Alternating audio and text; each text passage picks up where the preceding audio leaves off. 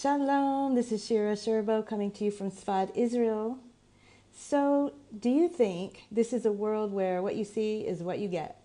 Or do you think there is something hidden going on behind the scenes? Do you think everything that happens is random and coincidental? Or do you think there's a plan? Do you think we can know what to expect in the last days by looking at what was happening in the beginning and that everything will come full circle? Do you think it's a coincidence that after the great flood of Noah, that Noah's son Shem became a teacher and opened an education center in Sfat to teach people to act like human beings made in the image of God? Do you think it's a coincidence that God gave the rainbow as a sign that he would never again destroy the earth with a flood, and that the 7 colors of the rainbow correspond to one of the 7 universal laws for mankind, which correspond to one of the 7 divine emotional attributes God put into man when he created man in his image? And do you think it's coincidence that Isaac's wife Rebecca went to Sfat to see Shem and inquire of God about what was happening in her womb, and it's where her son Jacob studied for many years? Or that throughout the ages scholars have been drawn to Sfat? And do you think it's a coincidence that according to the great mystics of the past, that Sfat is to play a key role in the final redemption? And the Ari said that until the 3rd temple is built, the Shekhinah, or God's manifest presence, rests above Sfat? Or do you think it's a coincidence that Sfat is known as a place where the spiritual meets the physical and where East meets West? Or that Sfat, since the time of Noah and Shem, has been known as a holy city that draws holy scholars and teachers, even without telephones, internet, and Facebook?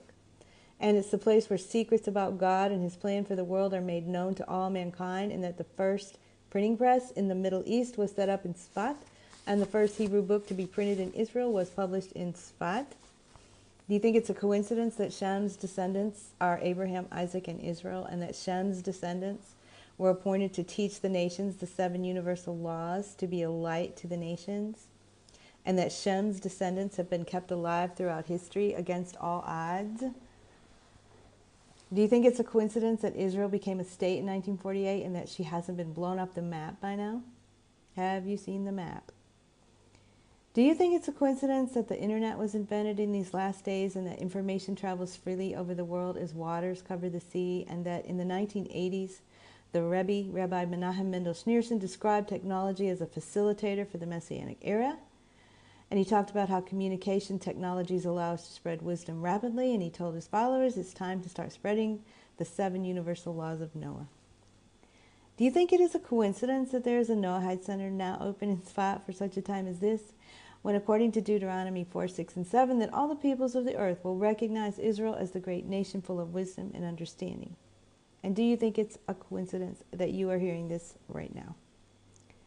Come visit us, Pesach and Shira Sherbo in Sfat, or contact us at Torah for the Nations, and we will show you how there's a God, he has a plan, and we can know the end from the beginning, and there are no coincidences.